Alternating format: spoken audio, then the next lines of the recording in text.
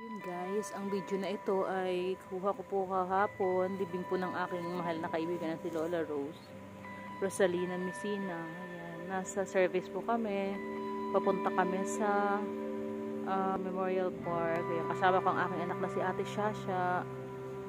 Kami po ni Lola Rose ay matalik na magkaibigan since 2018. Ayun, alalahanin ko lamang kung bakit kami naging magkaibigan.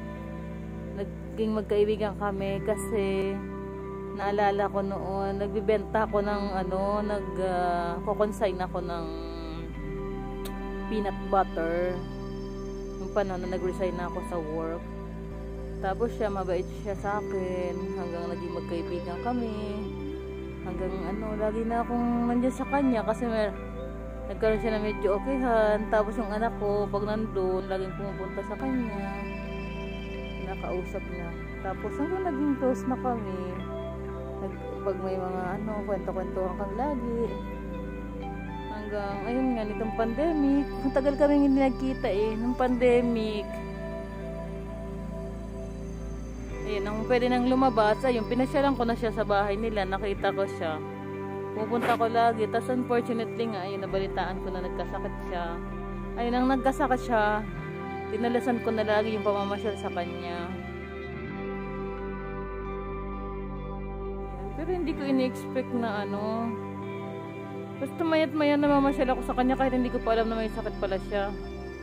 Tapos ayun, lately nga yun, sabi niya na diagnose na cancer daw talaga yun. So sa video na yan, inilibing si Lola Rose.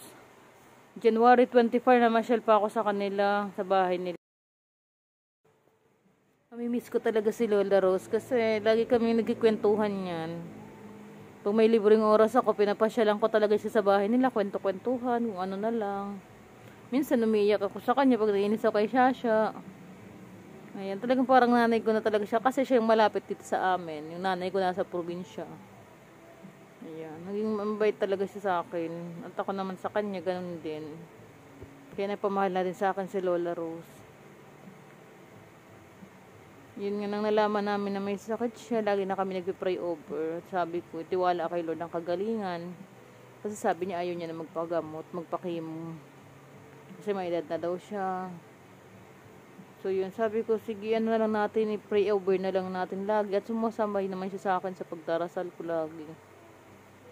Mamimiss ko si Lola Rose. Sana dalangin ko ay makapiling niya na ang kanyang mga mahal sa buhay sa langit at patawarin siya ng apong may kapal sa mga pagkakasalang nagawa dito sa lupa. Sana wag kakalimutan ng mga mahal niya sa buhay niya, mga kamag-anak niya, na sabay siya lagi sa panalangin upang ang mga nagawang kasalanan ni Lola Rose dito sa lupa ay patawaran na ng ating may kapal. Condolence po sa mga anak, mga apo, mga kapatid na nawalan ng mabait na mahal sa buhay. Yan po. Salamat Lola Rose, may-miss kita. Maligayang paglalakbay pabalik sa kaharian ng Panginoon.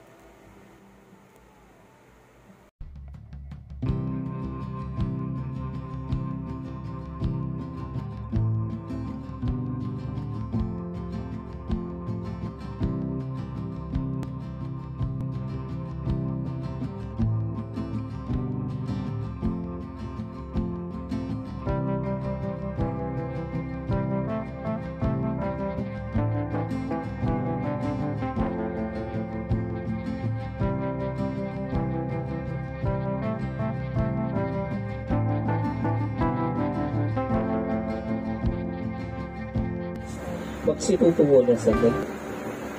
Unang-una po, nakikiramay po ang San Bartolome Paris sa paglisan ng ating kapatid na si Rosalina. Ganun pa man, may tinuturo sa bawat isa sa atin na ang buhay natin ay hindi natin hawak. Ang Diyos lamang ang nakakalam kung kailan niya ito babawiin. Pero sinasabi na hindi naman mahalaga kung gaano kahaba o kaiksi ang buhay natin dito sa mundo. Ang mahalaga kung paano natin isinabuhay ang buhay na ipinahiram sa atin ng Diyos. Kaya sa pagkakataong ito, sinasabi na tunay na tahanan natin ay sa kalangitan.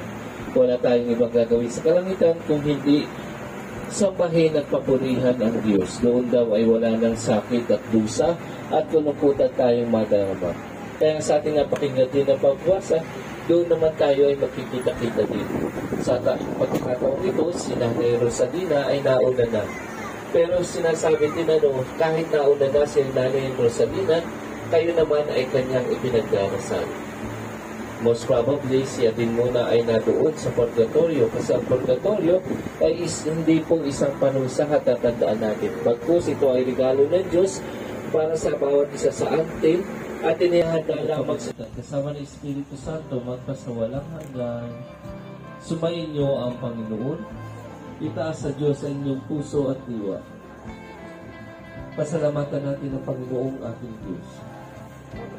Ama namin makapangyarihan, tunay nga marapat na ikaw ay aming pasalamatan sa pamamagitan ng Jesucristo na aming Panginoon.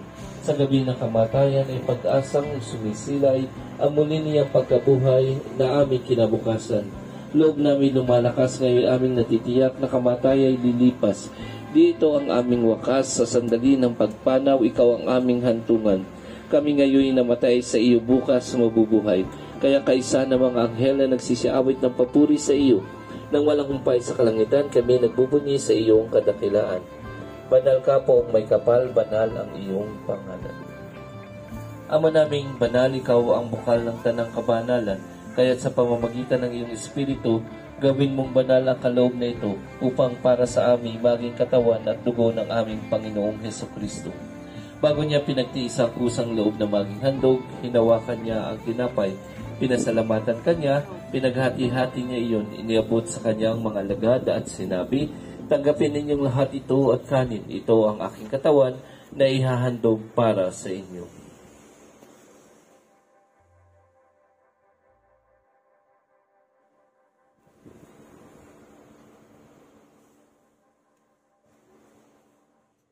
Gayun din naman noong matapos ang hapunan, hinawakan niya ang kalis, muli kanyang pinasalamatan, inabot niya ang kalis sa kanyang mga alagad at sinabi, tanggapin ninyong lahat ito at inumin. Ito ang kalis ng aking dugo, bago at walang hanggang tipan, ang aking dugo na ibubuhos para sa inyo.